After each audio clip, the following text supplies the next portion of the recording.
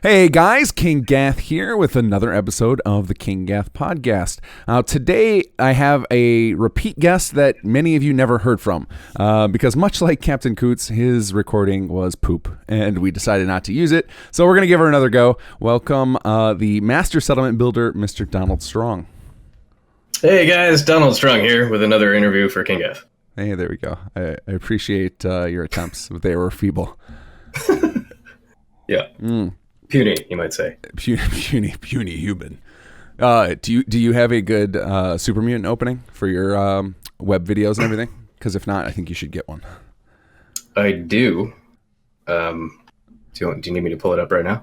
Yeah, I would love to hear it because I know you do. Because you do those awesome. I love your tour videos because you take the time to splice in all of that strong audio, and it just makes them more enjoyable. Because some people's tour videos are tough to watch, just because it's like I get it why people want to do the in-depth tour videos because they spend like crazy amounts of time on putting in all the details in, so they want to show it all off, and you make sure yours are very amusing to watch with all the interspersing you do. Yeah, I don't try to entertain people. I try to just entertain myself. And you are right about other people's tour videos being hard to watch. I feel like people take the word tour very literally, and so they're just like, and to your left you will see that here is where I placed a painting on the wall. And it's just so dry. So I try to make myself at least chuckle once or twice in a video. Sometimes I hit the mark, sometimes I don't. But I'm glad that people enjoy them, even though most people have never heard of me. Oh, well, those of us in the Fallout 4 community have. Especially the people who appreciate Rise of the Commonwealth. I think I try and sing your praises as often as possible because you definitely set the tone for the settlement designs in Rise of the Commonwealth, especially with your favorite place in the world, Finch Farm. Yeah. So that Finch Farm, for those of you who don't know, has become kind of a running gag on the Sim Settlements team because it was the very first settlement that was designed for what became Rise of the Commonwealth. And Rise of the Commonwealth had a very long history. It did not start out as what it was, became what it is. But Finch Farm was essentially like our guinea pig, and you were in charge of that. So you got to go through, 6 renditions of that place? Yeah, something like that. He's not exaggerating. It was at least 4, possibly 6, give or take what your definition of versioning is. Right. Because the original version, I still have some video footage of the original version is what I used to figure out the code for RotC. Yep. And then I think once we figured out that how it was going to work, then we started talking about the leveling and everything, and then it was just it opened up a whole can of worms, and we got into insane feature creep territory, and we brought Finch Farm along the ride. Yeah, feature creep was a huge thing, but some of it was great. It's the reason that we have the building tool that we have now, but also it was the same period of time where we realized, we can't actually scrap things properly, and we have to make sure not only that we don't scrap things, but we don't even have scrapping mods installed. And I had to literally rebuild the entire main structure of that build. And then later, months later, after I had built 2 other settlements, you were like, hey, let's go back here because you need to redo the entire highway.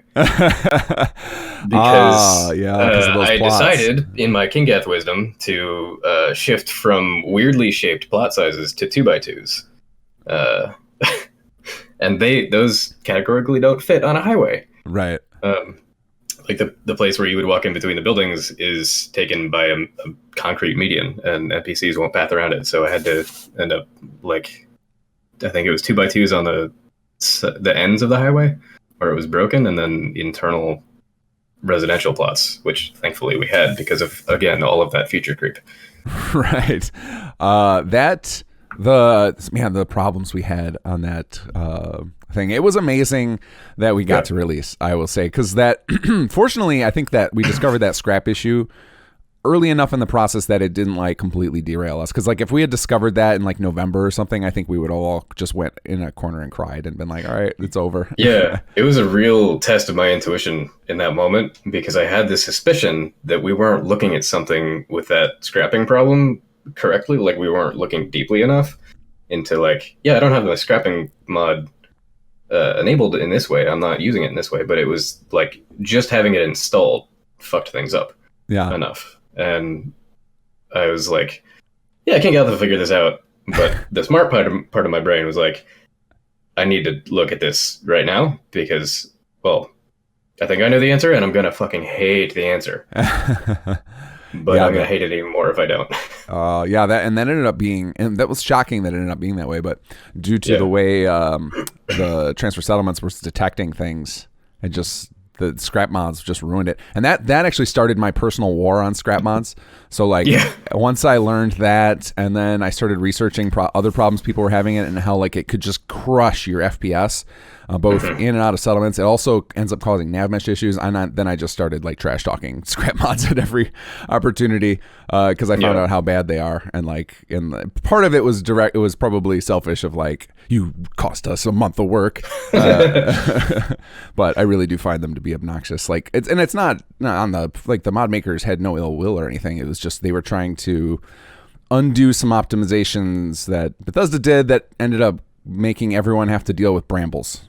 So yeah, and it was also like them having done that to like fix other previous weird errors and things that were just inherent to the engine and badly made. Yeah, it'll be really interesting to see if now that Bethesda's had essentially 2 games where building has become massively important. Like I would argue that anybody who's still playing Fallout 4 today is a builder. Like that's the primary draw to come back to that game, is to keep going through the settlement gameplay. And then I think 76 too is the same thing. Is that I think I mean it grabs the MMO crowd, but I still think the base building is pretty important to people who play that. So it'll be interesting to see if whatever their next title is, which they've said it's Starfield, but maybe beyond that, or even if they incorporated that, if they keep something like a building system in their core design concept where they change the engine to support it. Because it's clearly not supported by Fallout 4. Like it doesn't take much for us to like break the engine. Right. So the scrap thing was a disaster. And then the 2x2 plot thing, that was unexpected as well. And I think it was one of those things where that was where I half expected you to quit on me.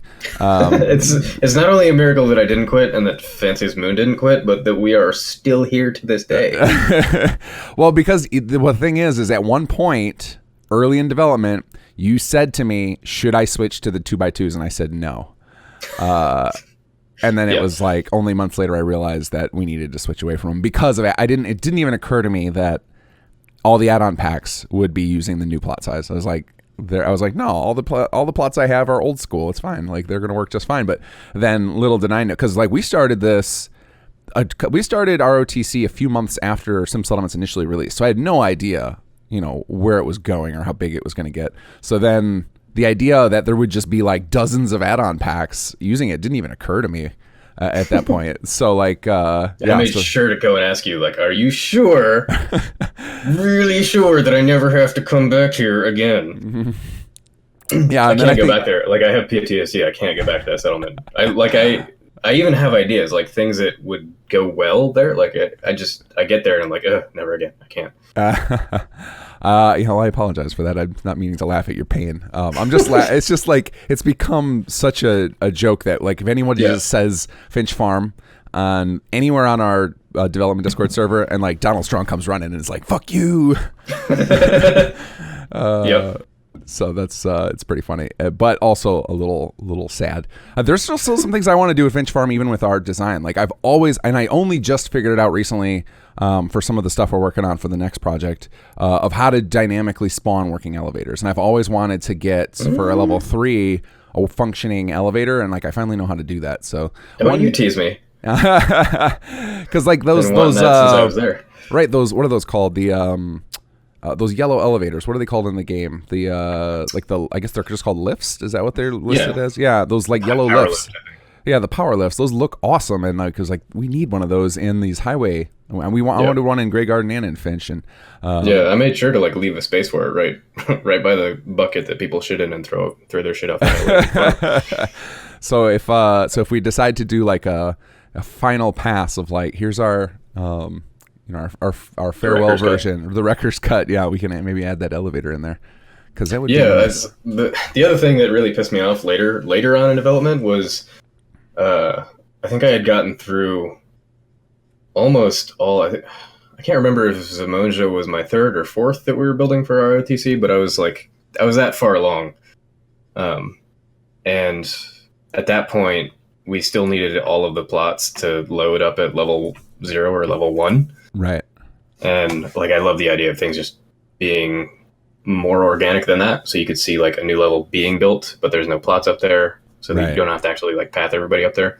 And it makes more sense, I think, to like not have that stuff at the start of Finch Farm or Zumoja. Absolutely. So like it's my fantasy, also my nightmare of like those places being redone in a way where the stuff up top is not there until later. Oh, because it just makes a little bit more sense. So that's actually something I don't think most people know about the development of ROTC. So initially when I wrote the code, the plots were all, the way they were put in there, they weren't separated. Excuse me. And so we had to have, the plots had to exist from level 0 to level 3 in the design. And so it made a big problems with some of our giant designs, because then when we were trying to regress them and make the level like 1 or 0 or whatever, the plot had to stay where it was, and you can only mess with the structure around it. So there are some of our builds at level 0 look massive, and it's like they're way, way bigger than some of the others, and that was due to just where the plots happen to be.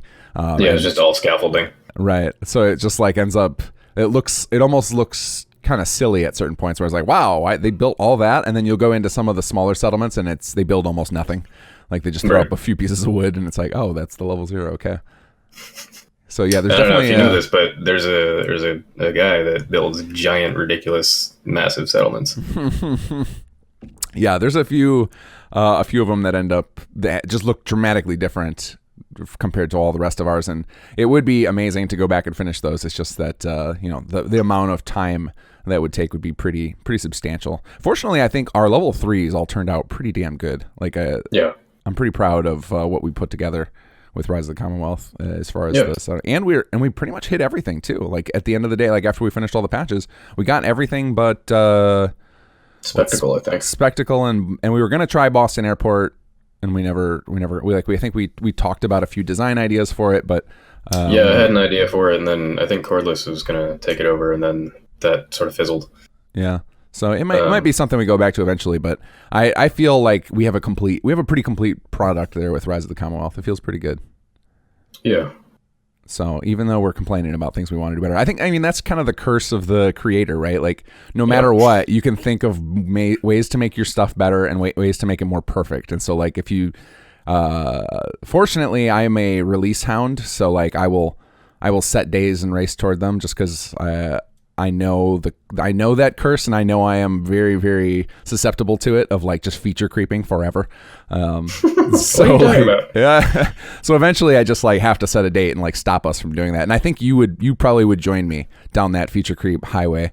Oh yeah. 100%. Because it's so exciting to talk about. I curse you sometimes for not like adding all of the things I want into like the building tool or whatever. You get about like 70-80% of things, except for some key things that I'm just, I really want them. But if you did that, it would also push it back like weeks. Yeah, I still have your documents of all the things I've skipped. And it's usually like, because you want very particular things, because you are a very detailed designer. So for those of you who don't know what settlements Don has done, they are some of what I think are the best ones in the game, period. Like not outside of Rise of the Commonwealth, just that I've seen anywhere. The Hangman's Alley build, Jamaica Plain, Finch Farm, and you were a principal designer on Outpost Monja, but that ended up being like a big group project. But I got sick of it, so I passed it around between I think Tank and Ruin World, who really helped me out because I got stuck in a couple of places. And then I did the usual thing that I do, which is like somebody hands it back to me, and I'm like, I got another week to work on this, right? which then quickly becomes a month for you. Yeah, I don't know what you're talking about. You share my curse of having time scale issues. Like I will sit down with something and be like, oh, this will take me 2 hours, and then I'll like look up and 12 hours have passed. Like I can just like go into a time warp and not realize time's passing. As long as I have a mission and I'm focused on it, I have no idea how much time is passing. Mm-hmm. Makes it very hard to schedule sometimes. Yeah. Like for that reason, I'm sometimes baffled at the way that you can delegate to people, because that thing causes me to be like awful at managing other people. I mean, that's like keeping an overview.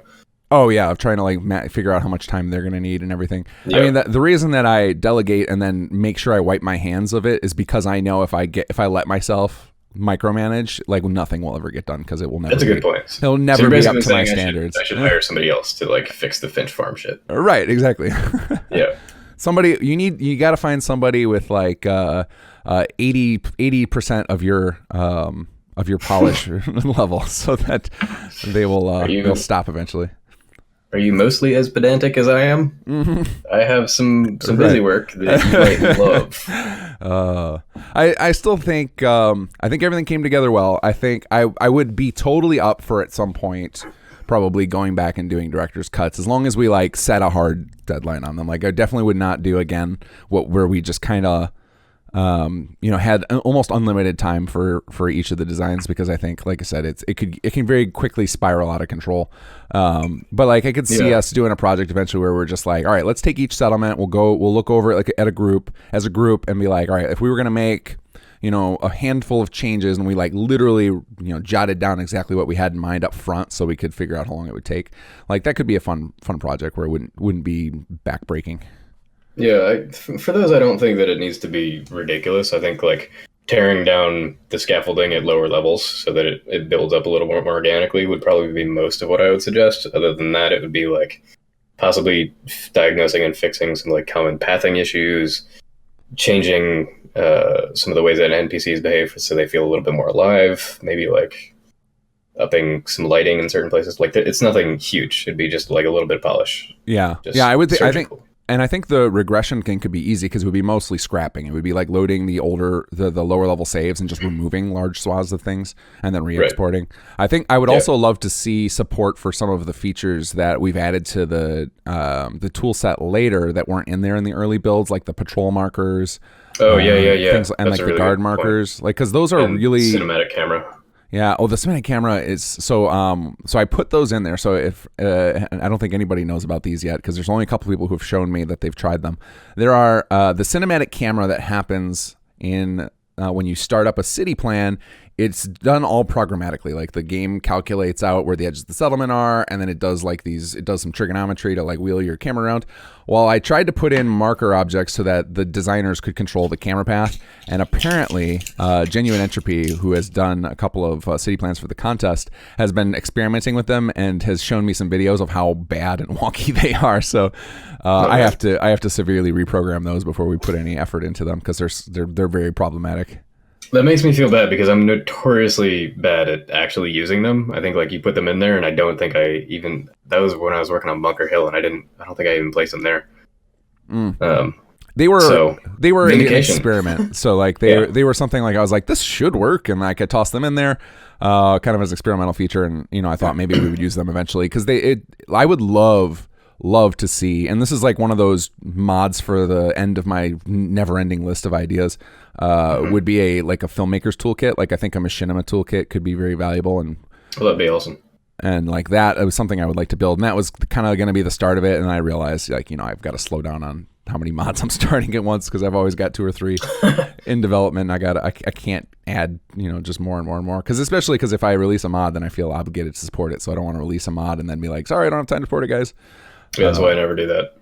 Yeah, that's why you say you don't get it. Why you get into you don't want to be in charge of mods. I think that's why a lot of people quit. Actually, is like they'll release mods and quits, because they're just like, oh, there's a lot of work to like support these, because people will come up with all sorts of little weird corner cases where things don't work together, or mod conflicts, etc. So it can be. And then a feature patch busted, or a mod conflict, and they never patch it. And like, I've seen that play out so many times, and that's literally the reason I don't mod myself, other than a few others that I won't go into because they're boring and it's just going to be me bitching. But also that's the same reason that I signed on to this, is because you are diligent about releasing stuff and supporting it. Yeah, it's and that's just, I'm just used to it. Like I have, like my whole career is based around releasing software and supporting it. Like, so it's just basically more of the same for me. And like I always have a problem with the mods that get released and the people stop supporting them. Like I get it, you're not making any money and whatnot, but I think those people should just pull those pages down, is how I feel about it. Or they need to find somebody to take them over, because I think it's pretty irresponsible to leave. Yeah, preferably the last one, because even the ones that they pull down, even if they've been up for years and have been unsupported for years, when they pull them down, like I hear from the settlement builder community, they're like, fuck, where did this go? Like this is a mod I built with for years and I can't get it anymore. Yeah. We almost need like a tag on Nexus that says like for sale. Like so that you can put Abandonware. or like just a thing that's like, hey, I'm ready to give up this mod. If you're interested in taking over production of it, let me know, because it would be nice for especially for people who want to keep their saves going and maybe they lost all of their mods for some reason or wanted to re-download, that they'd be able to come back in and keep playing. Yeah, I know Demanding has saved a number of mods like Modular Kitchen, which she's breathed some new life into because she's amazing. Yeah, her mods are pretty awesome. So many, very good collection of mods from that team, from Creative Clutter, like all sorts of good stuff. Yeah. In fact, I think they just released. Didn't they just release one? I think Cordless just put up a video of it. Yeah, the Nor settlement building. Nor settlement. Yeah, there's the screenshots I saw that looked amazing. Very cool. Yeah, stuff. he just put out a video today that was awesome. Sweet. Like hollowed out the building in the slog and made it basically a Nor penthouse. Oh, fantastic. So that stuff's awesome to see. But the I wanted to double back on the settlement designs. I think aside from just adding the lower levels in there too, it would be nice to get them prepared for Conqueror too. Because I think Conqueror changes, and this is something we're gonna like touch on soon with some of the city plan contest, is Conqueror changes the nature of settlements pretty dramatically, in the sense that like if you suddenly know that you're going to be attacking them, then all of a sudden putting in defensive structures and like pathing that would mess with the player suddenly becomes like a fun meta game. To where we could almost plan out like, how do we make these hard mode for people who are running in with their raider gangs. Like I thought that could be like have you seen Mario Maker, where people put out? I'm familiar with it. Yeah, they put out like levels that are like impossible. Like I could see you can almost do that now with city plans with Conqueror, of like, can you defeat my castle build? Like, good luck. That'd be awesome. Yeah, it could be a fun. Like, I know I feel like when I play the game, you get to a couple dozen levels in, and you're kind of overpowered for everything that comes at you. Right. Yeah, that is. I mean, that's a problem in general in the Bethesda games, right? Like, you become God pretty quick. Yeah, and it's not that you need to like face something impossible necessarily, but challenge is fun. Yeah. Even if it's annoying because you're in a place full of super mutants and you can't see them, and they kill you. I would love to see, and I'm surprised this hasn't happened yet. I know there's like touches on it, but I think it would be awesome. It's because there's always talking super mutants in all of the Fallout games. Is like, why don't we have a super mutant settlement mod yet? Like one where you can just like all of your settlers are super mutants. Has that not happened yet? I don't think it has. You're asking the right person, first of all. I know. Second of all, now you're making me a new mod. You've just signed up. You volunteered yourself to make an actual super mutant settlement. Yeah, I mean, it's occurred to me like it could be fun to do something like that. Like give because there's no reason, like literally any creature could be a settler. Like the way the settlers work, there's nothing complex about it. Literally tossing a script down into an NPC and making sure it's part of a friendly faction. So like any NPC could be a settler. Yeah. So yeah, that could be, because I mean, like Strong's a settler technically. He can't work most of the stuff because he doesn't have the animations, but yeah, we could. I mean, because there's animation markers for a bunch of super mutant stuff. Like they can stir those cook pots. What else can they do? They can lay in those Can they lay in those beds? Do they have? Because I know they've got those like nets on the car frames as beds. They do. Those are beds. I don't know if they have animations associated with them. I'm not sure about that. That could be amazing. That could be such a fun mod. And then you could design a whole super mutant settlement. Yeah, if we got an animator to like give us a whip crack animation, we could just have like people's slave collars. I don't know. Another clan that needs to use the slave collar system we've got going on.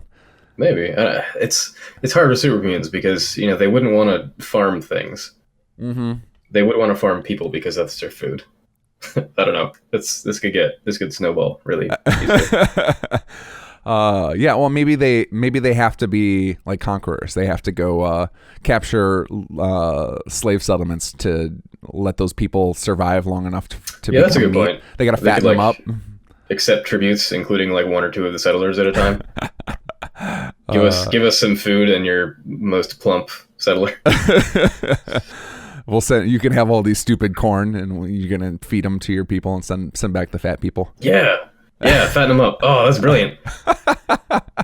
It opens up some ideas for some crazy new plots. some super mutant centric plots, because you would have to put those animation markers on them. Coots, I hope you're listening to this. Making me some super mutant plots. I think you this might be right up Uwit's alley. He might bust those out. Oh, that's brilliant. I'm wondering. I can't think of what other markers are, because I feel like anytime I see one of my problems in the game, and I'm trying to resolve this in my current playthrough, is I almost always play like the stealthy sniper type, so that I don't see anything up close. Everyone's dead by the time I get close to them. So I'm curious if this time, now that I'm going in a little more melee, if I'll start seeing the super mutants doing some funny things. That's why I was asking you. I figure you probably have studied them. It's been a while since I played through the game, because mostly I'm building. Right. So then you're just using console commands to kill everything around you, so you don't have to deal with it. Right. KAH. Right. KAH. Brilliant command. Very useful for testing. Yeah. I didn't know about that for the longest time. I was just doing kill all, and that comes back to bite you in the ass really easily. A lot of dead settlers, especially if you've got Immortal. Right. Yeah. Oops. Yeah. KAH. Brilliant command. Very, very helpful. I've been using it. I've been using it a ton to test out all the Conqueror stuff, just because there's just like waves of guys coming in. It's like, all right, I don't have time to deal with this. Get rid of those. But other than Finch Farm, which was nightmare territory because it was the guinea pig, and at some point we were like, okay, we've got to get switched to the 2x2 plots, and I'm glad I did, because those other plots were really awkward, and I wish I could go back to 2016 me and be like, why did you decide on it? Like, where in God's name did you come up with that size? It's not related. It's not even like like 1/3. But yeah, it wasn't even like 1 and 1. It's like not even 1.5 tile. It was just some arbitrary, like, I must have just opened up 3D Studio Max, drew a box, and went, that's good enough. Like, I can't think of 100% what you did, because it doesn't match up. No to other anything. explanation for that. Oh yeah, I mean, which is very weird. That's not like me at all. I love using standardized sizes. Like whenever I'm doing web design, like I love using grids and stuff to make sure that the everything can flow with I love what's the one that Twitter put out that's Bootstrap. I love Bootstrap to start up a new website, because it's all gridded out. It's nice, and so I don't know why I didn't think that games would do that. Like for some reason, it just never occurred to me that I've been modding games since I was like 13 years old, and like it never clicked for me that they use standardized unit sizes so that things can line up easier in world building. Never occurred to me until way after Sim Settlements came out, and people are like, "What's up with this weird size?" Right, you're not the only one though. Like, makes you feel any better when Place Everywhere, which is, if I had to only have one mod, it would be that one, still has infuriating like default increment sizes. So like a standard wall height in terms of like units is what, like 256 for like a warehouse wall or something like that. Yeah, that sounds right. Because I know the plot, or it's because the player, I believe the player is 128 units tall. Yeah. So there's different sizes for the warehouse, and then like concrete and wood and whatnot, but the default moving increments for Place Everywhere, if you're nudging things, is like 1, 5, 10, 50, 100, and it like doesn't correspond at all. You have to like move things way more unless you go in there and reset all of those increments yourself in your own settings. Right. I can see why they did that though for general people. Like most, like I would say, but I would like, for me, I would want it powers of 2. Just to make sure that the number, they match up like in an even number of clicks. But yeah, like if the average person, I think, who doesn't understand why the math is like that, if you were to just have it go like 2, 4, 8, 16, they'd be like, this is weird. Why is it doing this? That would be my that would be my guess of why he defaulted to the 1, 5, 10. Yeah. I mean, I can't fault him too much. It does make sense. I was just trying to make you feel better. I also don't know why you did that. It was a very weird size. So I'm glad we retired it, so that, and like, and it just became like one of those things. It was like literally only Finch is using those. Everybody else went to the 2x2s, and it was just like, this will feel really weird if I say, I announced in the patch for that, we're like, we're disabling this size, but we used it. Sorry. Yeah. Yeah. I mean, I bitch about it, but it objectively made it better. Right. The buildings up on top of the highway are bespoke. They look like they actually have character. They're not standardized and kind of cookie cutter. Right.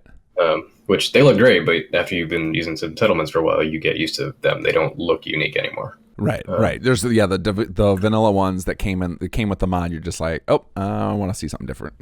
Yeah. So other than that one, which was again our nightmare scenario, were there any others that you have particularly bad feelings toward, or did the rest of them go smooth enough to where it was just like you can be proud of it in hindsight and not feel like it was a train wreck going through them? I mean, I'm proud of all of them, and I hate all of them. The line you're trying to delineate is between, like, do I have PTSD or do I not? Am I just, like, Yeah, I guess that's my average level of grumpy? No, I think that's the only one that really gave me, like, traumatic flashbacks when I go back to that location in the game. There are some that, like, definitely push that line. And so, like, when I'm building and designing a settlement for ROTC, I try not to do as, this is going to sound terrible, I try not to do as much of all of the different jobs that we need to do as possible. Like, there's not just the structure and the furniture and the decor, there's also the pathing and the nav meshing and defense and, like, all these other kind of ancillary elements to calling that thing finished. Right.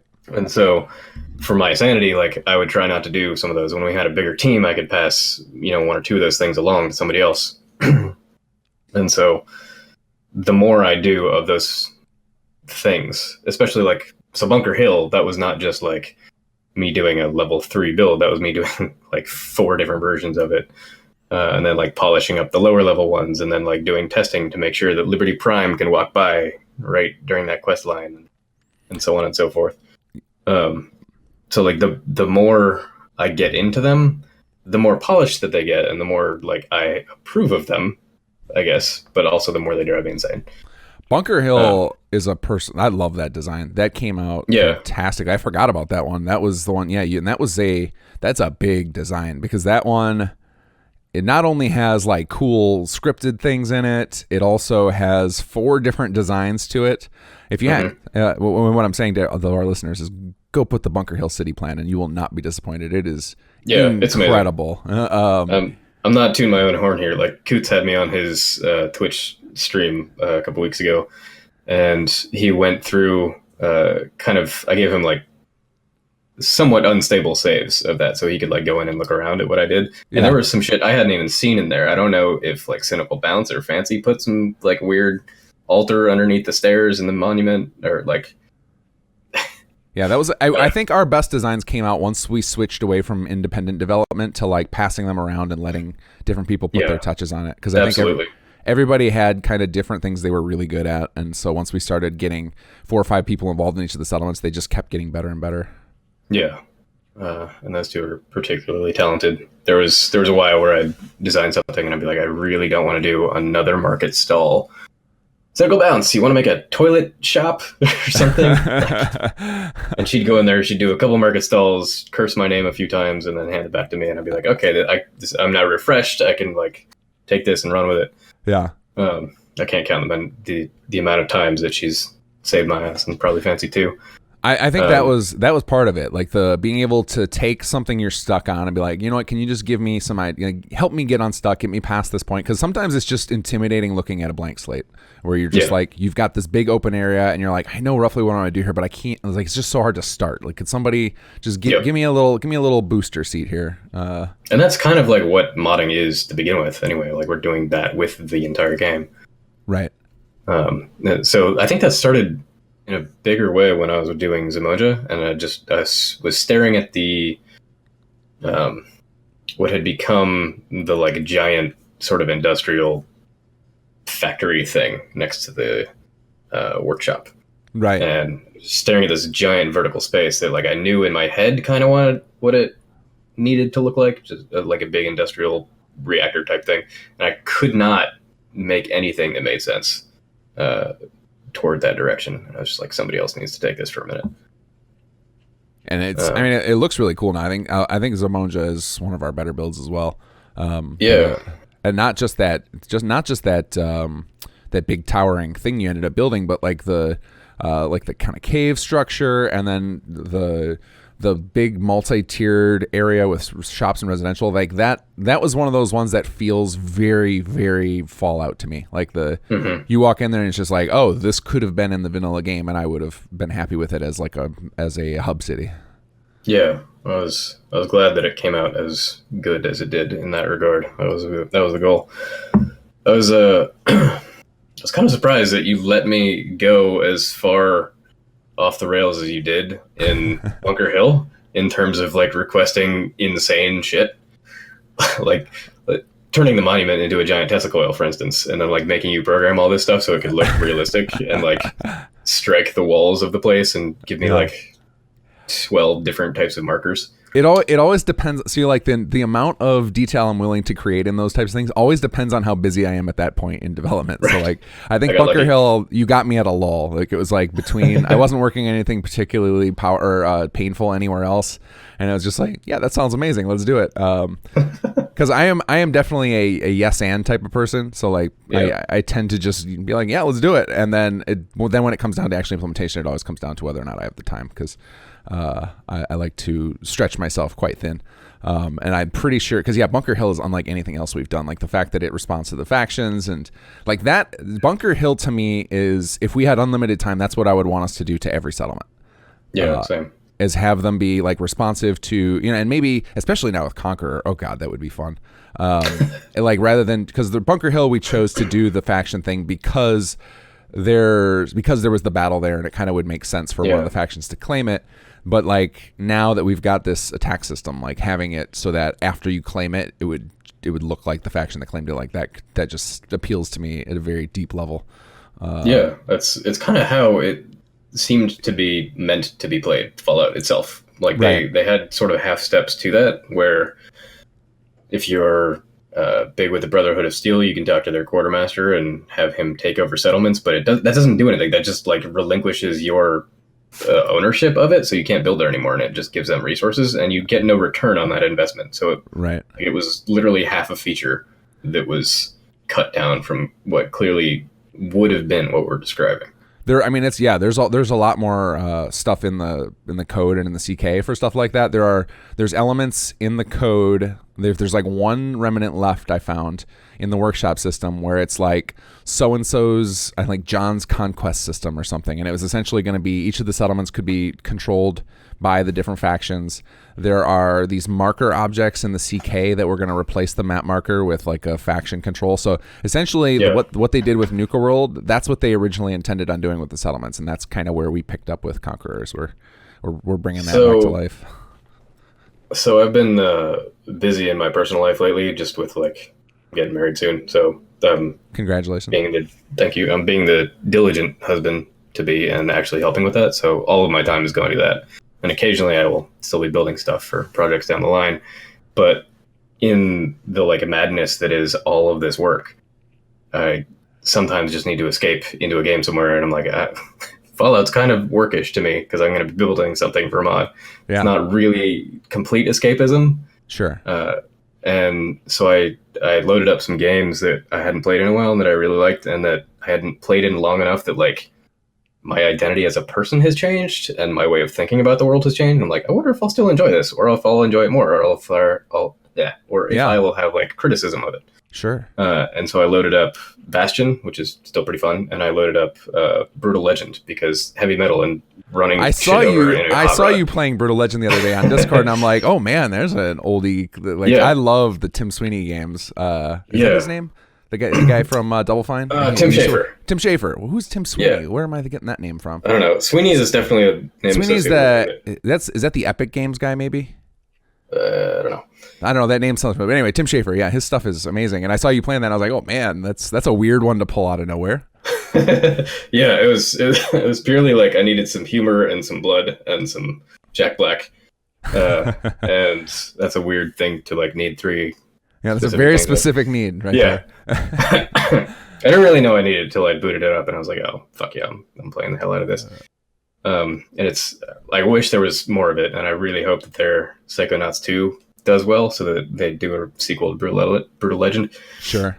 But as I was playing it, I was realizing, like, there are some elements of, like, conquering a location and, like, having some sort of RTS gameplay that is reminiscent of, like, the idea of settlements being controlled by factions and attacking one another. Yeah. Where, like, you build your performance stage, and then you what is it, the fan geysers? You build up a merch booth around them, and then like they give you the currency to recruit, your minions that go and attack people. Yeah. Like, if you were truly insane, you could take some pages from Tim Schafer's book and like figure out structures that produced a currency that would let you produce NPCs that were light fighters or heavy fighters. Or well, something like that. I know you don't play the mods I make, but that is kind of what Conqueror is doing. You turn in resources to our gang leader, you get, and then he recruits you new members. So like we're heading in that direction. You released a new mod? I'm just kidding. This is how buried I am in planning stuff. I've always felt that Fallout would serve well as a platform for an RTS style, and like where you kind of act as, you still play in first person, you still explore and stuff, but like you can influence an RTS. And I think Bethesda has seen that too, because you can see they keep trying to go that route and they just never finish it. I think it keeps getting cut. In Skyrim, there's all these elements buried in the CK for the Civil War, and then in Fallout 4, there's all this capture thing. So you can tell they can see it's there too, and they just haven't had the time to do it. I'm sure it's like one of those dream features. If we get everything done in time, let's put this on top. And it's definitely feels like it's right. Like as we're starting to put it into play, it's like, yeah, this feels good. We definitely got to go down this road. All you need is like some demon wings or a jetpack, so you can like get the overview of the battle as it's going on. Yeah, that would be. I wish we had more control over stuff like that. Like I can do some amount of it. Like there's the flying I use in Workshop Plus, but it's kind of wonky. So like, and I actually dreamed up a way when I was talking with somebody the other day about how I might be able to fix that. So to where like you don't have the weird head bob and where your Pip-Boy breaks, all the wonkiness. Oh, right.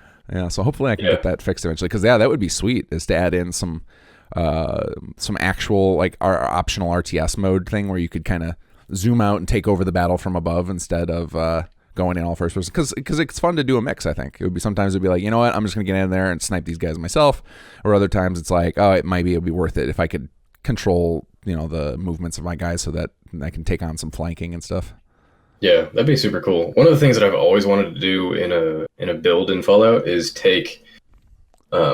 make like a war room with a big map that has like pieces that you move around. Okay.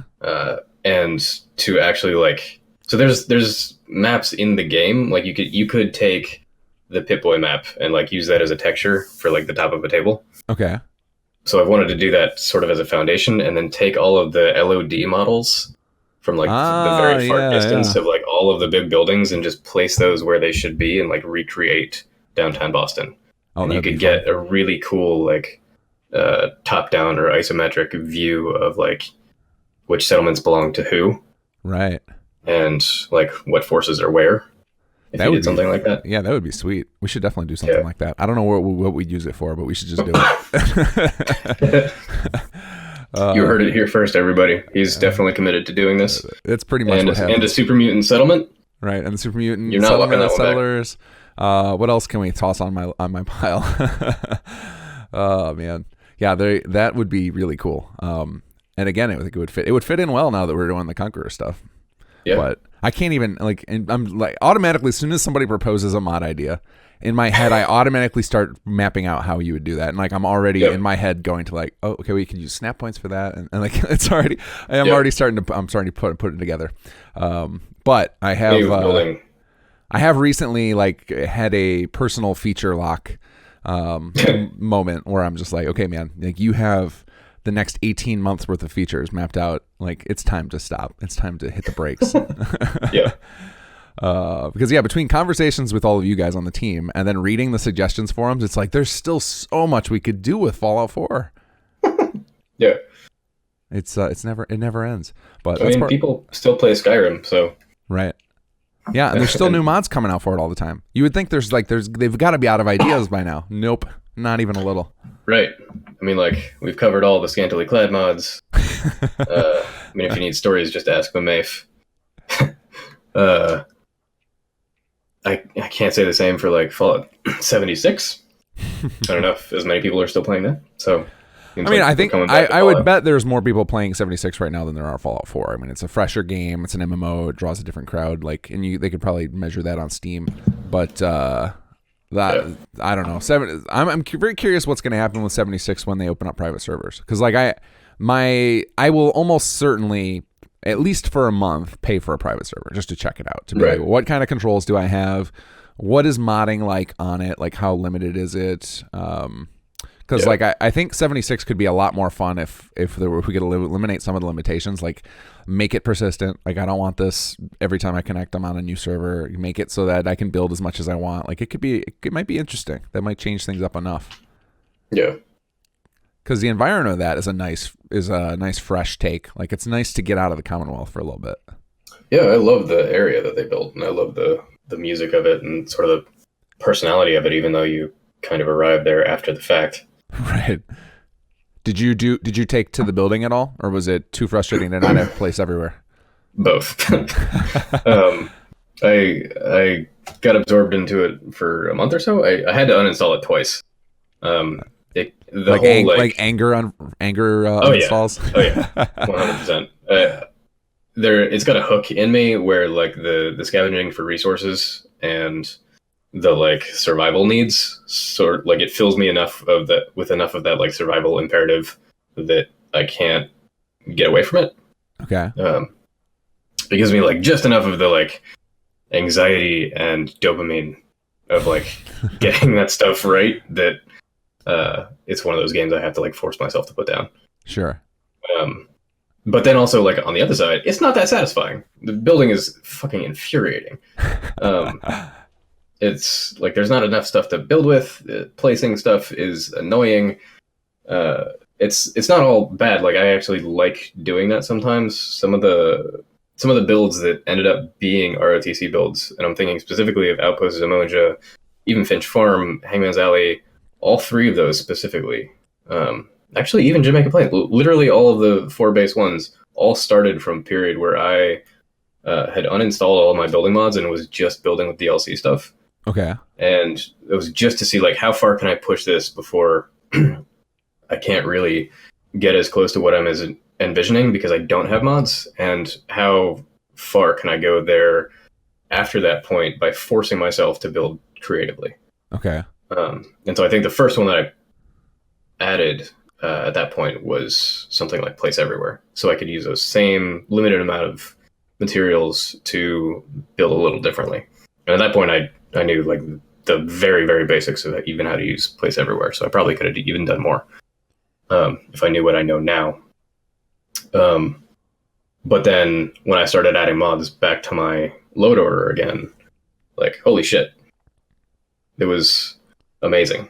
It's suddenly like you go from using a palette of like blue and red. Suddenly you add yellow, and suddenly you can make all of the colors.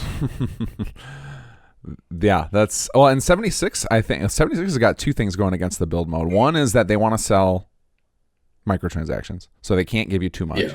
And 2 is I would bet there's an issue with the amount of textures they can give you, because in Fallout 4 single player, like they can pretty much load you up, and it's not a huge deal because they have the they know that they probably left themselves a nice buffer. But when you introduce it online with more textures, now you can't count on the player being within the build. Now you have to figure the game has to be able to draw any of the other players' settlements around you as well. So like they're almost like capped just artificially by how much they can actually give you as far as building materials go. Yep.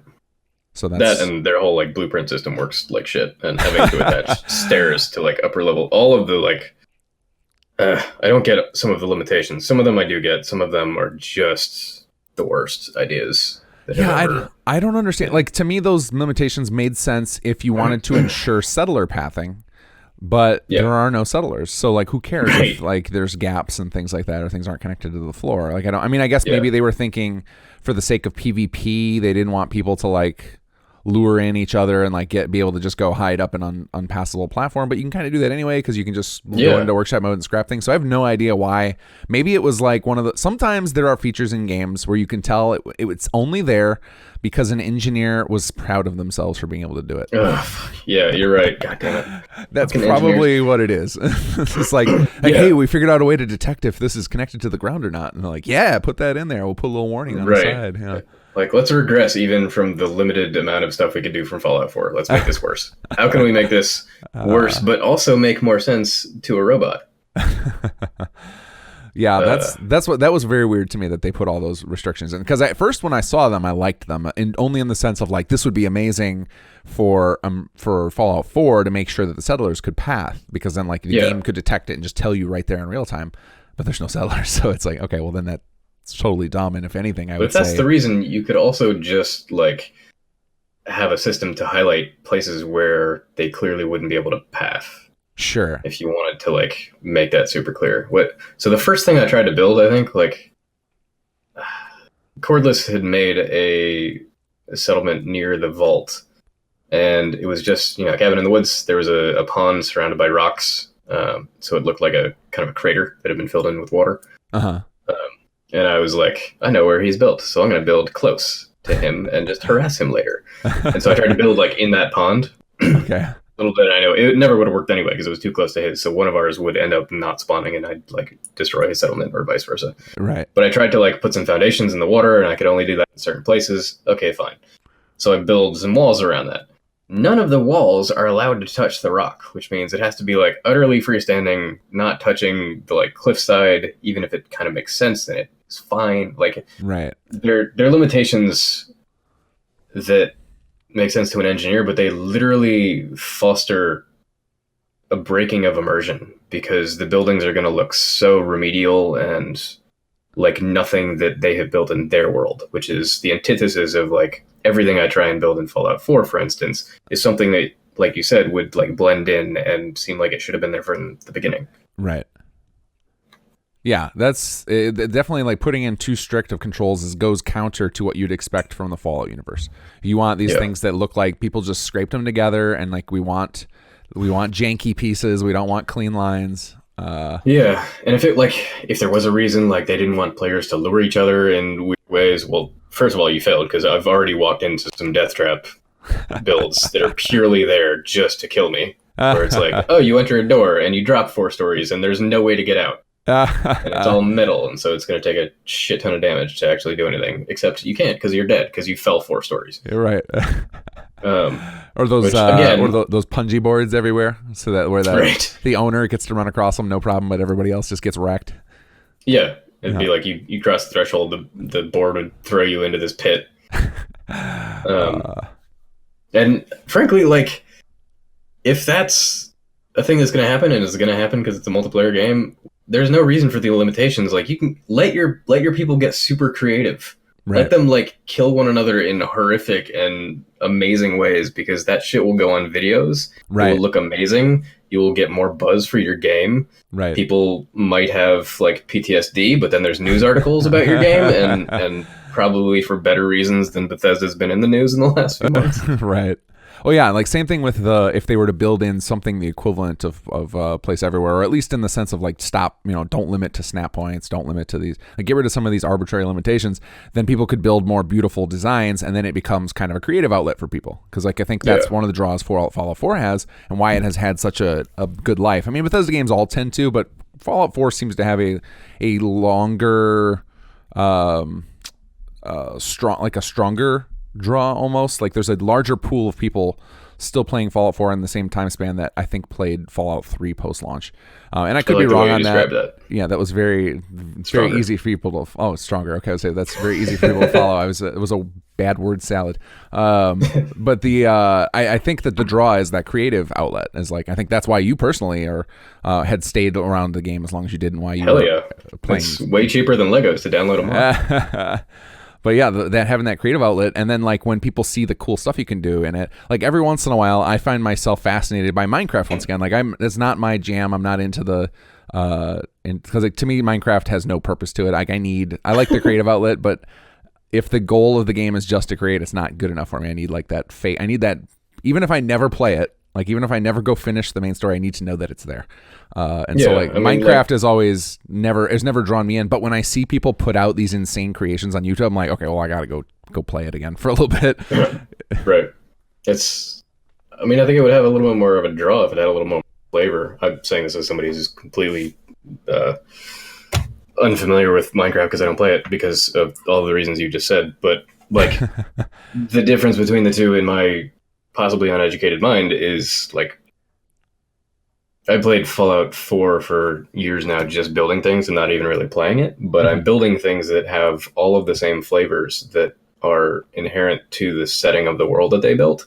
So you can tell stories about the settlers or about factions or about like loss and war and things like that that make sense in the purview of the world that they've set up. I don't know that that's as, I mean, it's probably possible, but probably not as easy or impactful and striking to do that just about like some creeper worm things that explode on you in Minecraft. Right. I don't know. Well, and Minecraft's all procedurally generated, so it naturally goes against that.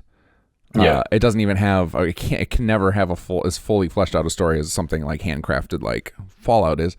But yeah, I get you, because you're almost doing world building, like as opposed to just designing. You're actually crafting a big story and expanding on the existing story and lore. And there's a certain draw to that, which is why I loved the way we decided to approach ROTC of like, okay, let's envision, what does the Commonwealth look if all of the settlements had the time to get to the size of Diamond City? Like, because that was kind of our like elevator pitch for the place, and it really was a lot of fun to design. Yeah. So it would be interesting to see people being able to do that in Fallout 76. But I don't know, with the limitations on building materials, the limitations on the actual placement of items, that's really the killer. Because I think you could get away with even just their limited palette of items. If you had a little more control over what you could build, I think you could build you could still build some very cool structures. In fact, I've already seen a few, like I know Cordless put up that one you're talking about, and it's very cool looking, and it would be sweet to see those popping up all over and get bigger and bigger and more complex, but the game engine is kind of fighting you on that. So it's not only fighting you on placement, and limit of palette, but also even on the build limit itself is so small, and with the limited number of players on the server, like I don't know if it's ever going to get to what my imagination takes it to. Like, one of the things that I'd love to see, one's a small one, is if you had a turret budget and then a building budget. Because if you want your turrets to take so much of your fucking building budget that they take a massive fraction of them, then just have a separate thing where you can only build like 6 machine gun turrets and or 1 rocket turret or something like that. Like, it doesn't make sense in terms of like art budget and processing power for the same reasons as the rest of a build budget does. Unless turrets really are that intensive on somebody's hardware, which I have a hard time believing, but I wouldn't be surprised because it's Bethesda. Well, the other thing I'd love to if they're using the same thing as Fallout 4, the entire way the build limit is done is based on the number of polygons and the number of different textures. So I would assume they're doing that even with turrets in 76. So it literally just means that the thing are super high poly. Yeah, I'd wager that they upped it because they don't just have a settlement full of turrets, because that'd be griefy. So you think they're padded to prevent players from spamming them? I think so, but I might be wrong about that. I'd just be surprised if it was only the calculus of textures and polygons. So I have not put enough time into 76 to answer this myself. Is there a purpose to having turrets in the settlements? Because it seemed to me like from the time I did play, that there was no reason to have them, unless you were going to engage in PvP and you think people are going to come grief you. I mean, if you're playing in a server for like hours on end, and you're out and about and your settlements or your camp's back where it is, there are wandering things that will come near it. There, like some people, there's places where, my main character currently, even though I don't have the game installed anymore, has a settlement on a pond that is just across the pond from where a couple ticks spawn. And there's like, I find a wandering super mutant or a pack of rats or a couple of dogs will come by and attack. So for like the NPC riffraff, if a player is gonna attack your place, like turrets are not gonna be a big barrier if they're high level. Okay. So that's less of a thing. Mortars are intriguing because they do a shit ton of damage, but you'd have to build your camp pretty close to wherever you wanted to blow the hell out of something. So it's mostly just for like those random nonsense NPCs. Because I remember the one time I experienced my turrets firing at things, it took so long for the AI to trigger that these like rats had killed several of my turrets before they even reacted. So then I was like, well, this feels really pointless. Like, why waste any build limit on turrets? Yeah, they're not super responsive. I've ended up just shaving them down a lot and only putting them in key places where I know the animals are going to spawn. Sure. So then that kind of so you can kind of help your own build limit. But yeah, I think the build limit, and I don't know if they can fix it because like it's clearly there's certain issues with the multiplayer setting of like, you know, the engine was not designed to handle dynamically loading tons and tons of items that are part of the nav mesh and everything. And like I don't know exactly because their engine is designed to handle thousands and thousands of references. Like that's why it's one of the few games that has loose items that are all physics enabled all over the place. Right. So you'd think that it would be good at handling that sort of thing, but it like from our experience with Fallout 4 clearly doesn't. And so I feel like we've had this conversation so many times about the Bethesda games or engines where you'd be like, you'd think it would be this way. Right. But no. Well, because like I give them props that they're very. I can tell that they have a lot of engineers that like systems. Like they base their gameplay around it a lot, and they have like, you know, they've got with each iteration of the games, you know, they add a new system to it. So, you know, with better physics or like a new, you know, like with Fallout 4, they added like the dialogue camera system, and they keep adding new systems in and then let all of them kind of play together and see what happens. It seems that some of these systems would be better than they are as far as like this one in particular, being able to draw tons of items and handle them. But both the what we've seen with Fallout 4, especially ROTC, where we ended up having to go back and do a optimization pass to cull some of the items because they were so brutal on people's systems. And then now with 76 with these abysmally tiny budgets, it's like clearly there's something wrong there. There's something.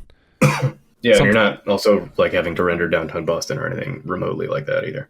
Right. Like there's almost nothing in, and especially because it's all the rolly hills, is that they can separate any of their major complex areas from the rest of the world pretty easily. Yeah, I think that's why they picked that particular area of West Virginia in the first place, is because it's so full of ridges. Like I went to look at it on a real world map, and it actually like the geography, the topography of the place is actually that frustrating if you're going east to west. I didn't do that because I didn't believe it could possibly be that frustrating. I used to live near those mountains, but it's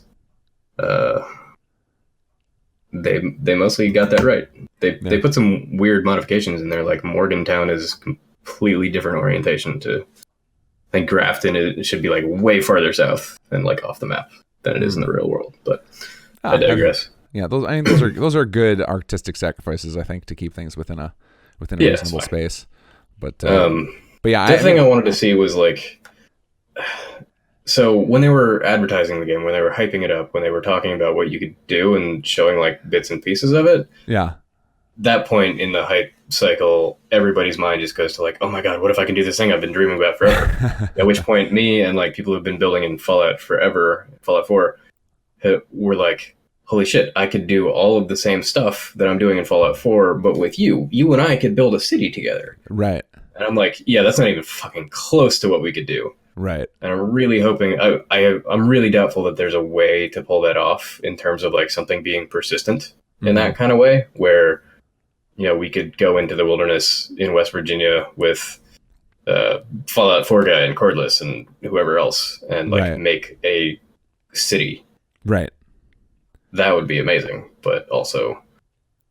Yeah, and that's why I'm hoping that the popularity, because there's so many games now that add building features, like even, and it's almost getting to the point where it's every game has some sort of building feature, because even games that aren't building focused or don't have bases are starting to add things like where you can place down fortifications and things like that. So like it's building is clearly a here to stay type of feature. So I'm hoping we'll start to see, you know, future iterations of their engine are going to add more lower level support to handle it, so that you know, maybe in Fallout 5 or whatever, we'll have the ability to do stuff like that, where you can just build like mega cities that are just monstrosities. And it seems to me like that would be like that's the type of thing you'd want in your game, just for the sake of like we're just repeating the same thing of being able to have it, if nothing else, so that people can release videos and screenshots of like look at this insane thing you can do in this game, because that's encouraging for people, even if they'll never do it themselves. Right. Like knowing it's possible is often enough to get people to buy your thing, or at least log some hours into it and maybe be tempted by a microtransaction. I mean, why else do people play Minecraft? Right. That's it can't be because it's fun. I mean, Minecraft, I think, is kind of like the just the most low level version of that gameplay loop. Like really, like Fallout 4 is just trying to put is just on like the buildings is just a more complex version of Minecraft. Yeah, I was. Or a more simple. I bet a lot of people who play Minecraft usually would say Fallout 4 is the dumbed down version because the some of the machinery mods and stuff in Minecraft are pretty nuts. Yeah, there's a couple of people who put out some like advanced computer mods for advanced like power and conduits and computer type stuff for Fallout to like make actual programming processes work even better than in the DLC. Yeah, which were kind of a nightmare to work with on their own.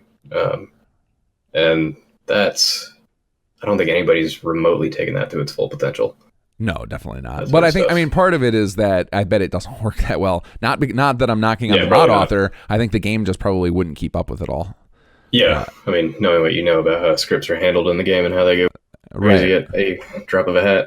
Right. So to have like that many little scripted items running in real time would be a big problem. Like one of the only reasons some settlements can operate at efficiency is because they don't have to go fast. So like the plots are designed to be leveled up over, literal in-game weeks. So it's like the code can just kind of get backed up and queued and you won't notice the difference if it's a few seconds behind. But if you're trying to do some like real-time factory type stuff and there's a 3-second delay, you're going to know and it's going to get real frustrating. Yeah, I talk to builders now and then who are like, bless their heart, some of them are on consoles and they're like, every time I go back to my settlement, crashing. I'm like, can you load up a previous save? Does it do it? And then like I start diagnosing it based on just all the shit I've learned from doing RotC, which is a lot, kind of embarrassing amount of technical shit. And and I'm like, okay, how many NPCs do you have? Okay, 20 something. That's getting ridiculous. Or sometimes it's like 30 or 50, and I'm like, okay, just quit the game now. Right. The save is gone. You've lost. And I'm like, okay, if you sometimes they'll be able to like load up and it'll crash within about 10 seconds, and that tells me like, okay, it is trying to do something the game doesn't like, and some script has gone out of whack, and you're getting a CTD. Crash to the desktop. And I'm like, okay, so you can load up 10 seconds. So load it up and immediately fast travel elsewhere. Like wait a day and then walk back. Don't fast travel. Just walk back. And I'll be like, oh, now it works. And I'll be like, great. So it was your NPCs, all your scripts are going batshit, and you should probably just kill all your settlers because they're probably bugged. And I say that as a super mutant fan, but also because it's true, because your settlers are probably going batshit. The most Xbox players who are like longtime Sim Settlements players tell me that you can only handle realistically about 15 settlers and like 20, 25 plots, and then the game kind of falls apart. Yeah, which is disappointing. But that's kind of where we drew our decision on how many to put in ROTC. It was like, all right, well, then we'll use 15 as our cap, and at least for the optimized the original build. We had a couple that were like 30 settlers can live here. Like that seems reasonable. Not recognizing what a train wreck that would be for lower end systems, which is unfortunate because I would love to see like 40, 50 settler places just naturally. Like that would be just fun to wander around in. Yeah, it would feel alive. Right. Because like even Diamond City feels way too dead to me. Like there's just not. Yeah, I was just gonna say, like even that feels like something tragic just happened here when I walk through the streets. There should be noise. There should be people arguing. There should be like a lot more people than just a surgeon who kills people. Right. And like a hairdresser and a couple merchants. Yeah, but I mean that's one of those things where I'm happy to see graphics coming to kind of a top end. Like games now that are out look absolutely incredible, and I don't like the amount of effort they would have to put in to get them graphically more impressive is probably, they're getting into that range of like where it's like the amount of effort to get a couple more percentage points of realism is going to be too much, which means that then all of that extra processing and graphics power can start going toward gameplay of like let's do bigger cities and like things like I would love to see more games doing things like what Assassin's Creed was able to pull off with the crowd systems, where it's just like there's just people everywhere. Oh yeah, I was just trying to think of games that like you see a lot of games where it's pretty light on the NPCs, even if they're just running one pretty simple script of whether they're attacking or not. Right. But then there are games like Assassin's Creed where they're just fucking everywhere. And they're all doing routines. Like they're all like you know, it was like that was one of the big selling points of Oblivion, I believe, is the first game they did it where and maybe it was Morrowind. One of them was the first. I think it was Oblivion though, where it was the first game to tout this like NPCs are on a cycling schedule. They all dynamically interact with each other, and they all have their own desires and like things they'll do throughout the day. And it's like now that's not a novel feature. Like that's in a lot of games that look way better. So like, they should build Fallout 5 in the Assassin's Creed engine. That would be amazing. That would be amazing. But yeah, I'm hoping to see those kind of improvements now. It's like, I mean, Bethesda is still behind on the graphics thing, which I've never cared about. Like it's never been a big deal to me. But they do spend some amount of their resources, updating. So what'll be cool to me to see in the next 10 years is that if games are at the peak of that, if there's not much more they can do, like I know now we're talking about real-time ray tracing, but even then, eventually there's an upper limit. Like there's only so much more we can do. If you look at like the best CGI done for movies, even that is going to eventually hit that realism point. And then it's like, okay, great. Now there's no more resources put into catching up on that. Now those resources can be put toward other more interesting immersion things like gameplay or deeper pools of NPCs or whatever. Yeah, it was really unfortunate that like Red Dead came out right as 76. Oh yeah, I know. that was brutal for like just the disparity of graphics and realism between those I mean, things. they're just polar opposites of each other. I mean, it looks like an indie title. Like 76 looks like an indie title when compared to something like Red Dead. Yeah. What's interesting with Skyrim is like people are coming out with more and more mods, but they're coming out with mods too that make it like update all the graphics and the lighting so that it looks like something that's way more modern and didn't come out, when it was initially first released, which was like subpar as far as like Fallout 4 graphics are concerned even. Right. Yeah, some of the screenshots I see now, I'm like, that's Skyrim? Holy crap. I know. Yeah, Cordless in his server has some people who post screenshots from that, and I'm like, that's no way that's Skyrim. I know it's been released like 8 different times, but there's no way that's right. Yep, that's Skyrim. Yeah, it's impressive that the how strong the modding scene is for Skyrim. Like it's way stronger than Fallout 4. Like Fallout 4 has a good number of mods, especially given the short amount of time it's been out relative to Skyrim. But there's not nearly as many high quality, I think, as there are for Skyrim. Yeah, I gotta say, like I was carrying a torch for the building system that became, was it Hearthfire? Their DLC where you could like build your own little beetle. Oh yeah, Hearthfire, yeah. And where it was just like all prefab things and you just unlock them with currency. That was such a disappointment. If they had in Skyrim the building system that Fallout 4 has, you would never see me again.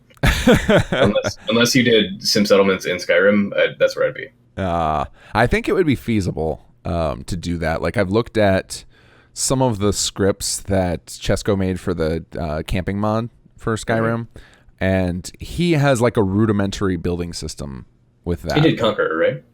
What's that? He did Conquest, yeah. Sorry, not Conqueror. Yeah. That's yours, Conquest. Yeah, Conquest, yeah. Which I probably would have used that name if he hadn't already. But Conquest he did, and he used the code. He was able to take most of his code from his Skyrim mod and port it forward, which was pretty cool to see. But he actually has, if you go play, I think it works like this in Skyrim too. It absolutely works like this in Fallout 4 because I tested it within the last couple of weeks, wherever your mouse is pointing, like the item will kind of twitch around and like make a little icon, kind of like how Fallout 4 does, but just like much jankier. So like I think it's feasible to do it in Skyrim. It would just be a crazy amount of work. So. Because you have to rebuild the whole system from scratch. You don't have anything to lean on. Like settlement mods for Fallout 4 are easy as hell, at least as far as like making new buildable items. But for Skyrim, you would first have to invent the entire, not just a workshop system, but a system to like handle the persistence and like make sure it's not overloading memory. Yeah. It would be a rough task to do. Yeah, which is probably why nobody's done it. Right. Well, somebody did do. Somebody sent me a mod recently, and I can't remember the name of it at all. And they said, "Hey, look, it looks like somebody made Skyrim or Sim Settlements in Skyrim." And you essentially like build up this castle and manage the people and stuff. But I have no idea if it's done Hearthfire style or like manual build. I didn't play it because I haven't had Skyrim installed in quite a bit of time now. Yeah. So it might be nearing the horizon. So bye. Good knowing you, Don. I have a thing for like Scandinavian Viking Age sort of stuff. So the idea of like making my own meat hall was awesome. One of the things, so like think it was around the time that I first started on ROTC. I took a trip for a couple weeks to Norway and like went and actually Oh visited yeah. some of their old like recreated museums and stuff like that, including the place where they filmed Norseman, which is Okay. a like ridiculous Viking Age comedy that you can watch on Netflix. Okay. It's like super awkward. It's kind of like if they filmed The Office in the Viking Age. Ah, okay.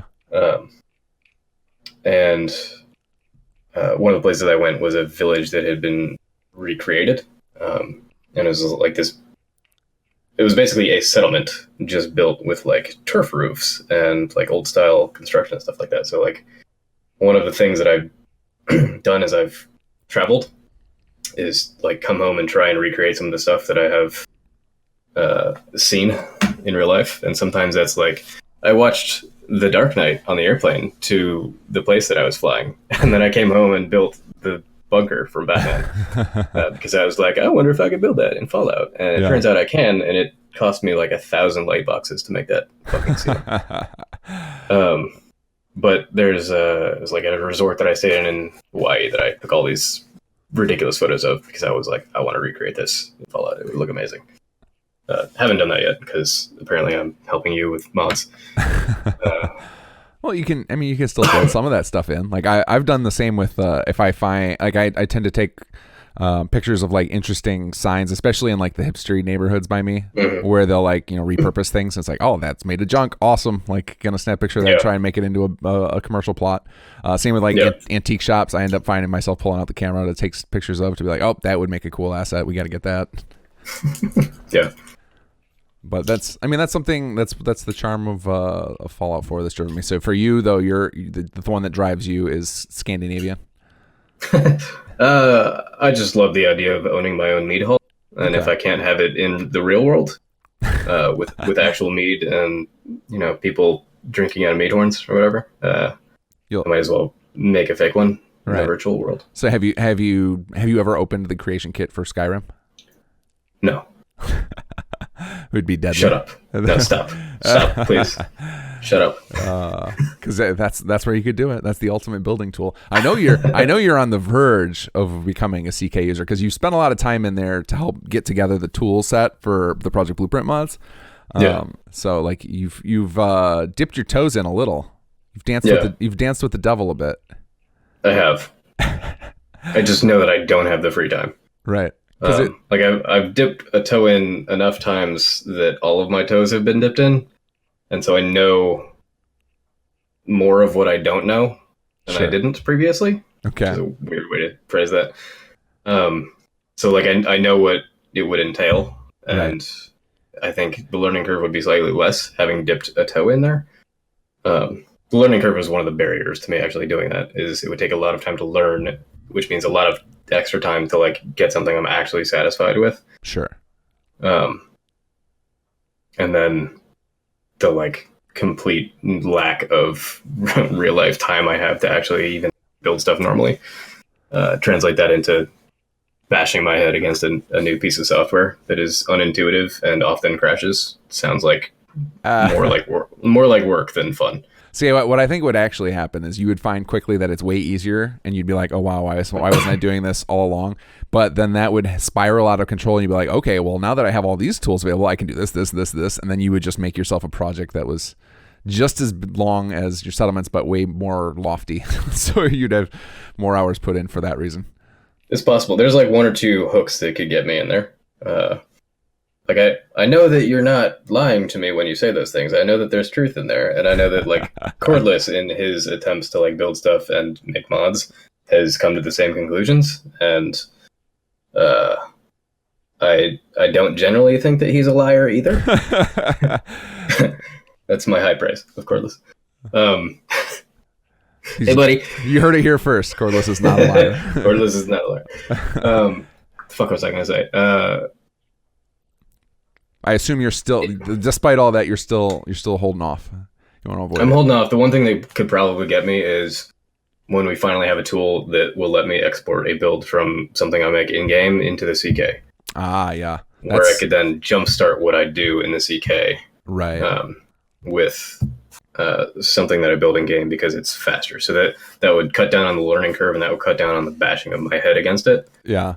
We're on the verge of that. So like I've got somebody I work with. Well, everybody knows him. I don't have to say I have somebody. Pra has been doing some scripting for Xedit for some stuff, and some of the stuff he's done, we might be able to make it work like that. And that's something like I want to look into, but I just don't have enough time to do it right now. But that might solve some of our script limit issues, if we were able to start converting some of the city plans into a different method, into a different format. And one of the ways we would do that would be to find a way to import those city plans back into the CK.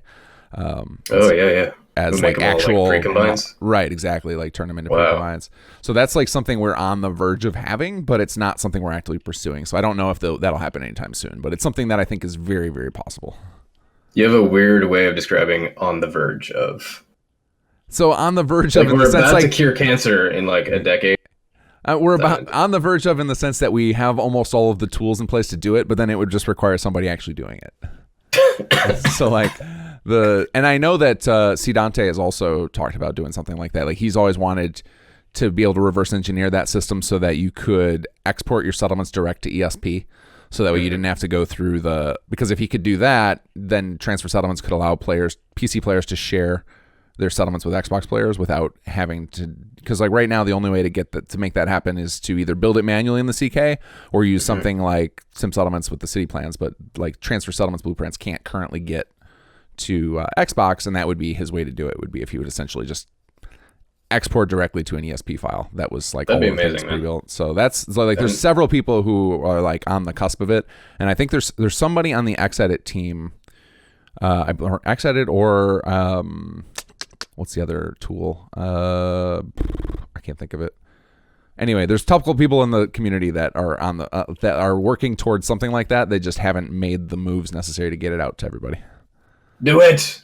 Not so that all my free time is gone, but Jesus, man, that would breathe a lot of life into building, and like people who want to share their stuff. Like if you could make an ESP out of a city build, without any fancy like custom assets in your mod, then you can share your shit with a PS4 user. Like, holy crap! Yeah, there's some pretty cool potential out there with all that stuff. So like, Cordless and I have collaborated both in like him doing some stuff in the CK and us passing save files back and forth. Mm-hmm. That's been great. I love that experience. That's one of the reasons that I became friends with him, is because he's a good builder and I wanted to use him That's to why collaborate we're friends. with. Yeah. He's not friends with me anymore as of this podcast. But I wanted to like, the idea of collaborating with people was super fun because for a long time I was just watching people make amazing things. And even if that was just a one-way ticket, like somebody makes something on PC or Xbox or whatever and exports it to a ESP or ESL, and then shares it with somebody on a console who can't otherwise do that, like suddenly it's a one-step process. Like you can only do that once. You can't get it back from that person on the console, but you can give them a template where like they could build something on top of what you have built, and you are most of the way there to like really collaborating with them. And that's the experience of doing that has been awesome. I mean, that's what we do in ROTC. It's, I think, improved every aspect of what we do. That's you actually just made me realize something, and it should bump it. And it's not, again, I have so many damn projects, but I'm adding it to the list. Well, okay, add it to the bottom of the list. There's no reason we couldn't do, once we had that code working, there's no reason we couldn't create, at least give PS4 players access to our city plans. Like maybe not in the way they work in some settlements with, although we wouldn't be able to have plots, so we'd have to replace those with just like generic beds and shops and stuff. But presumably we should be able to take the core of our designs, convert them into essentially like ESP files where the objects were all there, and then maybe you walk into the settlement and like you build a special item that activates them or something. I don't know. I can see it in my head. There'd be a way where they could be like, build a thing that they push a button on and it makes level 0 appear. Then they push another button and level 1 appears, to where they could like simulate the gameplay themselves. Or it could be on a timer where it would just be like you place it and then like 10 days in game later the next level could appear. I think that'd be amazing. I think that might be feasible. Even just on a timer, like 10, 20, like increment it as they go up in complexity, but like they then be able to like probably have a player home depending on which settlement it is, go back to it, and like every so often it's something bigger. That's Yeah. way more life than I think PS4 users have had in their game because of their restrictions than Right. they have ever had. The trick to it always is finding creative ways to use the vanilla scripts that are available, which there's a pretty deep pool of simple scripts like that. I'm just, like enable, disable. It's the plot gameplay cannot exist on PlayStation. Like that would just be Right. a nightmare. I mean, you could put all of the stuff that is on a particular plot. So like you could put all of the same stuff that you have in a recreation plot in that spot, so you don't have to redecorate it necessarily, but it wouldn't function. Right, exactly. And then you could do, I guess you could do like cheat items. So like put an invisible happiness generator, because you can create those in the ESP without needing custom assets. So like where the plot is. Yeah, so you could pretty much rebuild. Yeah, using the city plan tech, we could simulate a lot of sim settlements on PS4. This is Sim Settlements Lite right here. Like, I'd wager that there's an obvious appetite for this for people on PS4, but also I think on PC and Xbox, where there's like Sim Settlements is awesome and amazing, even though I don't play it because I only build it. But there's also a certain barrier to it because there's a lot of complexity to it. Even if you use a wizard, even if you don't do a whole lot, like there's still a lot that is introduced over top of the game itself. And so like I know that there's people who are like, I'd like to try it, but I don't want to have to like be locked into using all of these things. And some of them I'm like, no, you can like play it and put like one city plan and you don't have to use all these plots. Like it's not going to replace your building. I think some people like still don't quite understand where it starts and stops. Right. But also like I think some people just want that sort of thing as well, where it's just like the city grows over time. I don't have to worry about anything except time passing. Yeah, well, I mean, I think that's why Conqueror has been so popular with people who even maybe don't care about the raiders. Is just the fact that it's like, oh, hey, you can just start the game with settlements. Like that's enough of a sales pitch right there. But yeah, I can see what you mean, because like Sim Settlements, if you were to read through the feature list, it's intimidating as hell. Because we've had 2 years to jam stuff into it, so like it just keeps getting bigger. But yeah, it's hard to explain to people that, hey, all of that is optional. You don't have to use any of it. You can just one little piece of it. It's like it's not all of it is intertwined and forced on you. But if you're just, especially for people who are new to modding, I get a lot of that. People message me like, I don't know where to start. Can you just give me a brief overview what I should do, what I should be doing? Which, like you said, it would, a light version for everybody would probably bring back some of the people that maybe abandon it, or bring in some people that were afraid of it. Yeah. It'd probably be more than we'd both expect. It's just in PS4 users alone, because I believe, from what I understand, is PS4 users of Fallout 4 are more than Xbox and PC combined by a large margin. I believe that's the case. I can't confirm, but I think that's the case, based on just things I've read online. I'll just leave it at that. I believe that there are more PS4 users for Fallout 4 than the other two systems combined, and so that would be a pretty big audience. But like I said, I don't have time. Like there's just too many things I want to do. But I'm going to pass this podcast to all of the PS4 users. I'm going to make them bust down your door. It's like Kinggath admits it. He can make some settlements work on PS4. I would even concede that this be bumped up the list above the Super Mutant settlement. It's more important than the Super Mutant settlement. No, just I think that's what I just heard. I mean, if we're going to be playing back podcasts I'm trying to to pander to my electorate here. I don't know. Yeah, I mean, I could definitely see people enjoying that. But as everybody already knows on the Sim Settlements team, I have enough distractions. We don't need to add more to my list. I don't know what that's like. But yeah, so I think something like that would be feasible. And maybe it's something we'll pursue eventually, but it might be one of those things where if somebody else were to release, like for example, if C. Dante releases that transfer settlements thing to export direct to ESP, I could see us taking the time to be like, all right, guys, let's gather up as a team and let's go re-export all these settlements and with this format that C. Dante came up with, and like give our designs to PS4 users, like as a stopgap. I think like once the process for that is figured out, you have the manpower to just like We could do pretty that. hands-off that. We could do that in like 2 days. Yeah, I think we have the people to do that. Or just teach send a copy of instructions and one of the settlements to everybody on the team, and we'll just be like, all right, guys, this is our Saturday. Let's just do this, and because it doesn't take a lot of time hands-on, really. It's literally like you just need to run a couple of console commands and then hit export and let it run for an hour.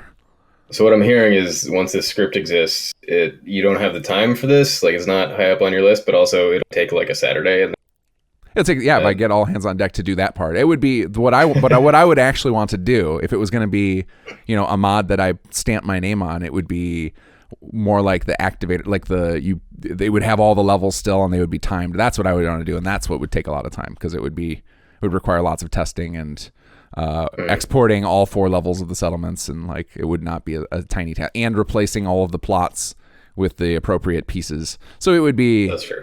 It would be a big. Well, and also, so we would also have the problem. Okay, so we got our backtrack here before the PS4 players mob me. One of the other problems we would have to deal with is the fact that we intentionally made all of the items be part of Sim Settlements. Like the Project Blueprint mods, all of those are in the Sim Settlements ESM. So we would have to find a way to automatically convert those back to Fallout 4 vanilla items. So it's not as simple a process. 2x2 plots thing again. Right. This is so like it's not as simple as what we just described. No. Theoretically, it would be feasible, but I bet it would be.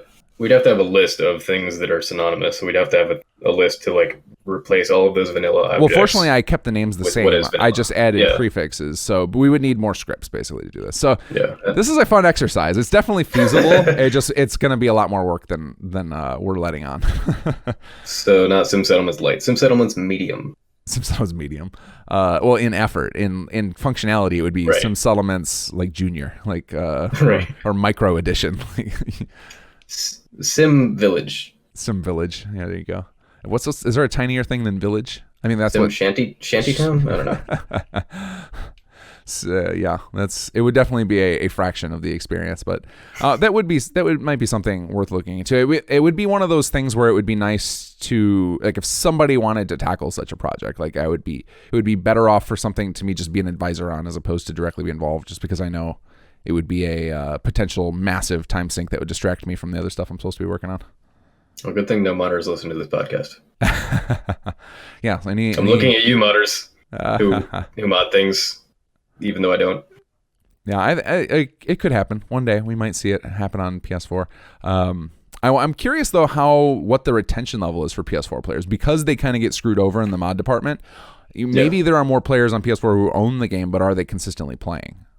Oh, that's a good question. I mean, there's a fairly sizable number of them on Cordless's server. He's got like 2,000 people in his Discord. Okay. And if that's any kind of a sample size, right? It's hard to tell sometimes because like he also makes mods that are like Xbox and PC mainly, and sometimes PS4 depending on what it is. So like they definitely, even if it's inadvertent, get kind of the shitty end of the stick. But I think there's a fair amount of them, and some of the best builders that there are on PS4. Really? Thinking of like Fallout 4 guy is really good. He makes like all the Mad Max vehicles and ridiculous amounts of shit, and builds that have like 19 different secret compartments and armories and weapon storage things. He's one of the best on that console, and even though he tries to retire every month, keeps on coming out with new ones. I would just think that if you're going to get obsessed with the game, you would eventually translate over to PC. Yeah, like if you're what's going to play along, to me about him is he has a PC, and because you know his builds would just like skyrocket and be that much more insane on PC. Yeah.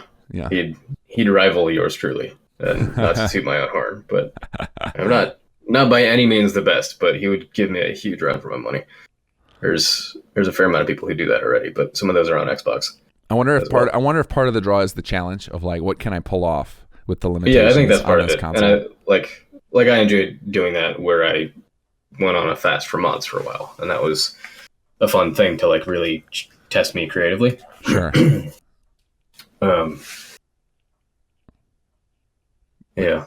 Yeah, I think it's PS4. I would be interested to know how many people are still actively playing on Xbox, because those type of stats used to be more readily available, and now it seems people want to mask all that stuff and keep it private. What I'm hearing is I need to have a survey that has a certain number of signatures on it. I don't know how many. I know we don't have a ton of PS4 people who come in, and I can tell because I've stopped getting the requests to add it to PS4 all the time.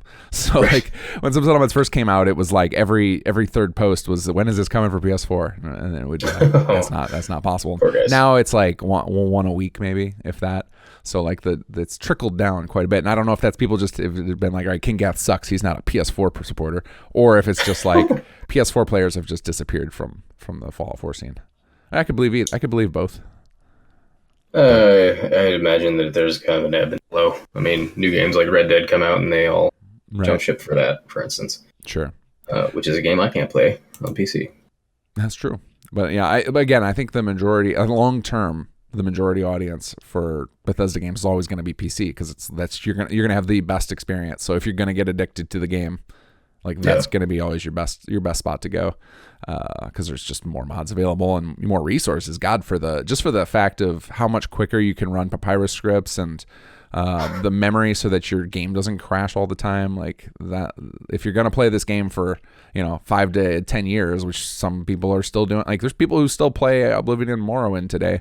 Right. Like if you're going to get hooked, like you should do it on the best platform possible. Yeah. Especially because the barrier to entry goes down every year too. Like the cheapest gaming PC should be able to handle Fallout 4 without a problem right now. Yeah, we have some modders that we know who have barely a PC and they can still do some amazing stuff.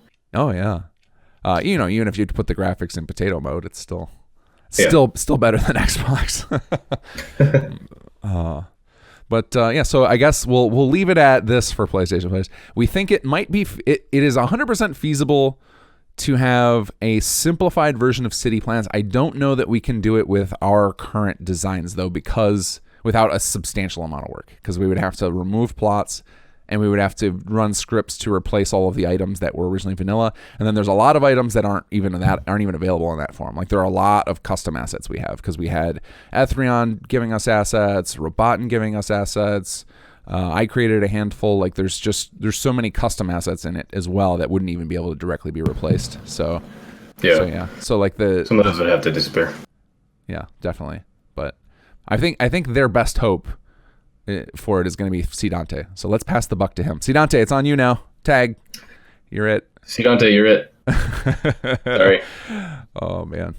And knowing him, he'll have it done tomorrow. But right, sometimes that happens when I'll talk to him or him the and fucking faster workshop mod. What the fuck? Oh, that was Registrator 2000. Him and C. Dante. Yeah. Sometimes I'll propose an idea to them and then they're like, "Oh, I've had that mostly done," or "Oh, I can do that in 5 minutes." Like what? Like, so where have you been?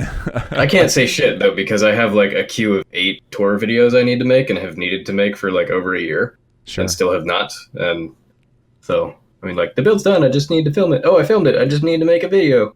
Well, your videos are, again, like we talked about at the very beginning, you put in quite the production value into your vids as far as, like, the editing and everything.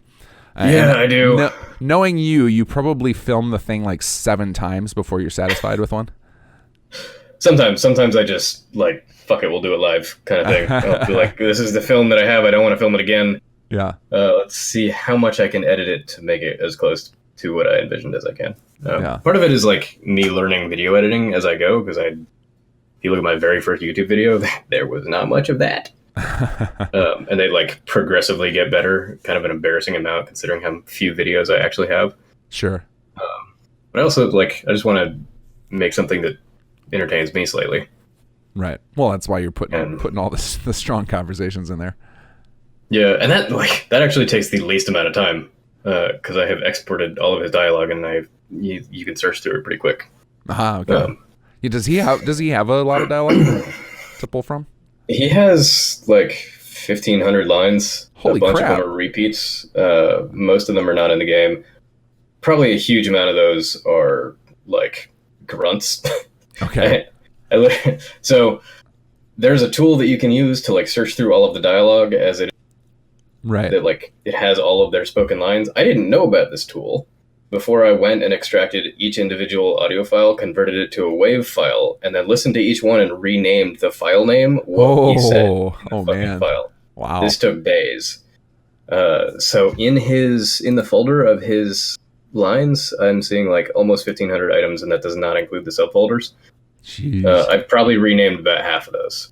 Oh my God. And I have subfolders for screams, him talking about milk, him saying things about dog meat, and burps, and a couple other ones where I like tried to take some of his lines of dialogue and splice them together to make him say new things. Yeah. The one I did that with, it took me literally like 7 hours because I was also parsing through the files to like find the exact. He has to say the right word. Right. I wanted him to say, "Make the Commonwealth green again," and I did, and it's amazing. But it took me forever. Yeah, again, because you did this without that tool. Yeah, and Mim told me about that months later, and I fucking flipped my desk over. I was so pissed. I just learned about that tool within the last couple of months myself. Like I actually wrote my own tool to handle this for our player dialogue. Oh man. And then and then I found out about that after that. I was like, oh, bummer. This tool is way better than the one I wrote. I also have, this is a peek into my own mind and probably TMI. I have a subfolder in there amidst the screams and burps and milk and cursing at the dog. There's one called sex noises. Oh, Jesus. And it's just ones that sound like a little on the edge of him in a room behind a closed door doing something weird. Oh, man. Or him saying, "Strong is coming." And it's just... I appreciate like, the depth that Bethesda went to with the companions in this. Yeah. Like, they have a shocking number of dialogue lines. Yeah, and he only uses maybe a half of what they recorded in the game files. There's some like pretty deep conversations and arguments between him and Virgil because it's a super mutant who doesn't want to be a super mutant anymore. Right. Where I don't think it actually happens in the game. I could be wrong about this, but when I played through it and you actually like get the serum from the Institute and then give it to Virgil, and then Virgil uses it, or you get the serum and then you like destroy it or whatever. Like Strong has a big part in those interactions, and if you give it to him and he makes himself human, Strong will turn against you. That's really? Like the point of breaking for his companion character. Okay. Yeah. Huh. Those are some of his longest lines. Interesting. That's the companion system. I don't think they get enough credit for, because I think that was one of the really cool parts of Fallout 4. Like they instead of just having like the karma system, like the older games or like New Vegas, they essentially they tried to make the karma system more real, which is the karma is relative to your relationships to other people, which is more realistic in the sense that, like, you know, there's no anybody who's super religious will disagree with me, but there's not some all-knowing judging force out there. Instead, it's basically like how people will react to your different actions. Obviously, we've got laws and stuff, but within the context of this world where there really are no laws, it's just kind of a Wild West.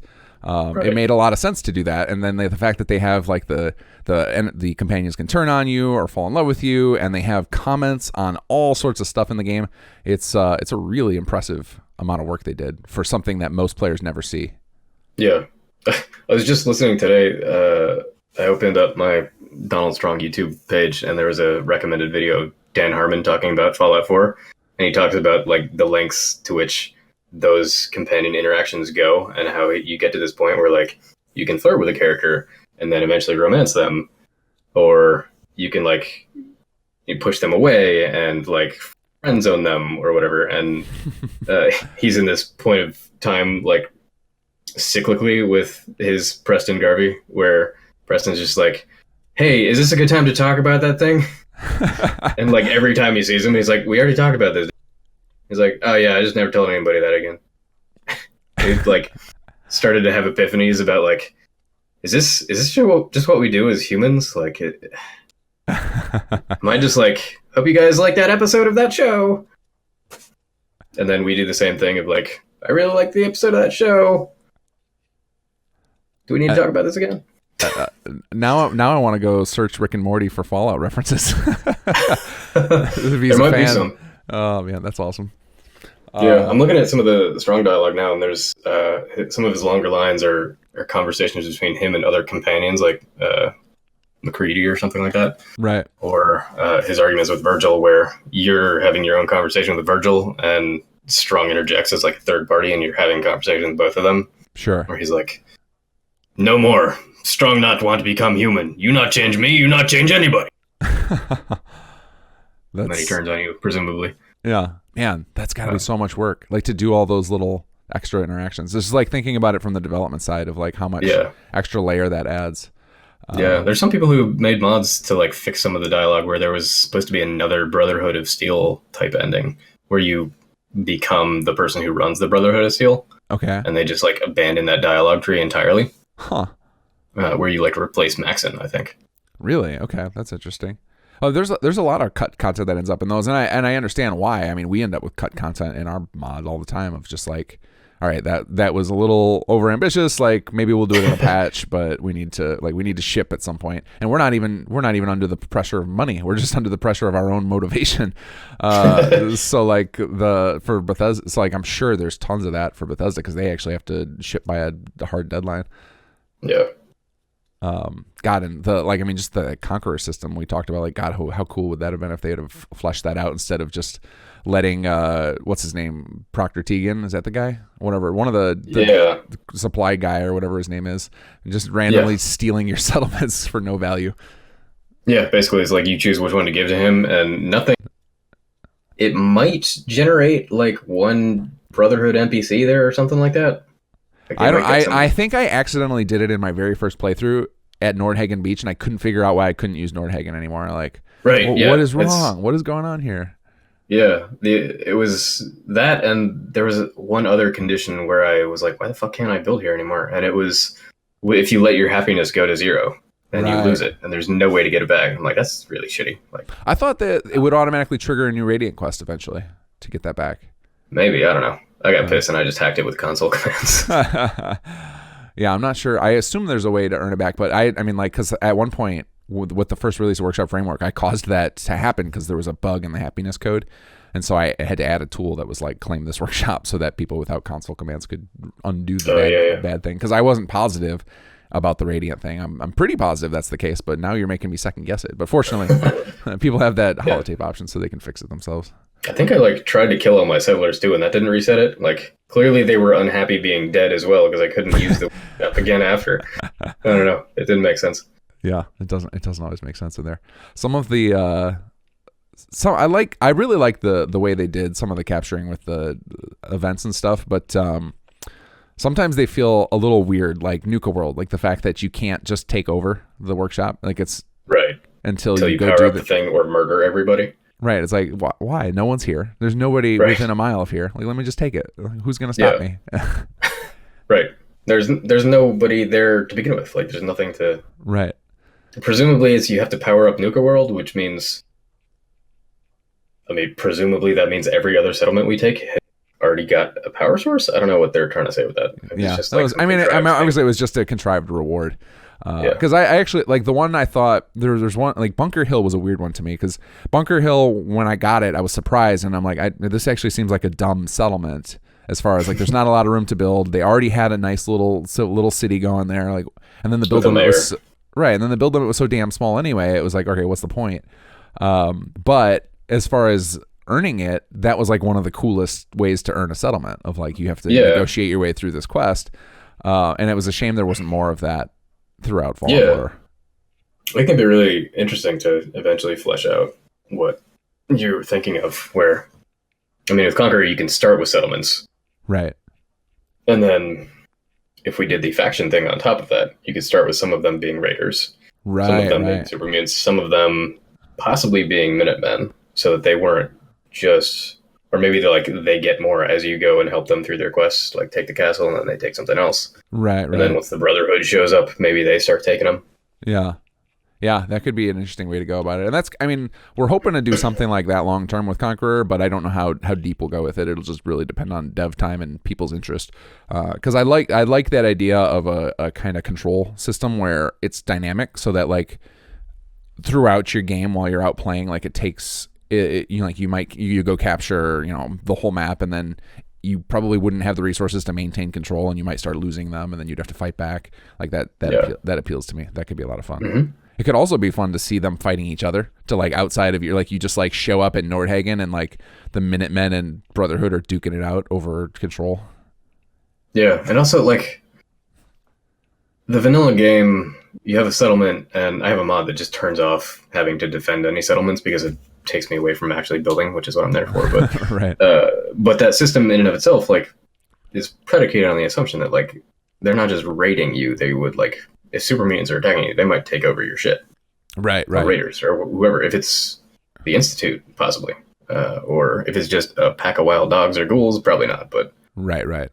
Yeah, they would eat your corpses and go on their way. Yeah, but it also, like, that gets monotonous over time. But if there's, like, a wider war going on that you are actually taking part of, and you're having to defend yourself from other factions, that seems more. Well, the super mutants seem like that would be exactly what they would do too. Because if you find all of their, like, the places you find them living, almost all of them are, like, you can tell there used to be a human settlement there, and they killed them all and just they took over wherever squatted. It was. Right. That there's nothing where they built their own thing. Right. So, like, it seems like they would be perfect for something like that, to just be like a roving horde that is just, like, knocking out settlements and eating the people and then living there. And just like, all right, this is. And once the people and the meat is gone, then they probably move on, take over somewhere else. Yeah, that could be a fun little. Having more plot ideas. Once you run out of resources, they move on. Back to that idea of super mutant plots. Let's take this full circle. Yeah. Well, I assume now you're going to be paying attention every time you're in the game. You'll if you see, if you find yourself back at Finch and you look across the road at that big dome, or is it County Crossing? I think it is. There's a super mutant camp really close to one of the settlements over there. Oh, it's Finch. If you look to the south, it's the satellite installation. Right, and there's super mutants there. You can go take a peek over there and see what kind of animations they're doing. Yeah. Well, we appreciate all the work you did on Rise of the Commonwealth, because you absolutely crushed it with settlements you designed, and, like, really forced me to push the limits on what we could do with Bunker Hill. Thank you. Much mad props for that, and thank you for putting in the 6 months per settlement that you're known for. Well, I have to make it worth it. So if it's 6 months and it's a piece of shit, then I would have been fired. So Art, do you have? I guess you're not. Do you have any tours coming? Like, do you have anything we can look forward to from Donald Strong's YouTube channel? Yeah, the last one I did was Jamaica Plains. That was pretty easy to film. The next one on my list is probably Zamonja. That's, like, I still haven't finished the first 4. It's literally only because I'm doing all this wedding planning shit. Sure. Otherwise, I would have finished one another month ago. I have a list, literally like 8 videos. I could do a Covenant one since I took part on that. Bunker Hill, obviously, but that I could also split into, like, 4 videos if I was insane. Right. Or just one super long one. Because I know you want to show off the telepooper. The greatest, like, man, I forgot about those. That depending on who you side with, there's a special means of teleporting in every single one of them. Yeah, man, we scripted the crap out of that city plan. Yeah, which is a really good pun considering you're just talking about teleporting to the Institute facilities. Right. Well, I think 2 of the 3 take you to a poop joke. Essentially. Yeah, one in the sewers, one to the actual toilet, and one flying a bird. Presumably you poop on the way. I don't know. It's got an outhouse in it. I don't know what else did I have.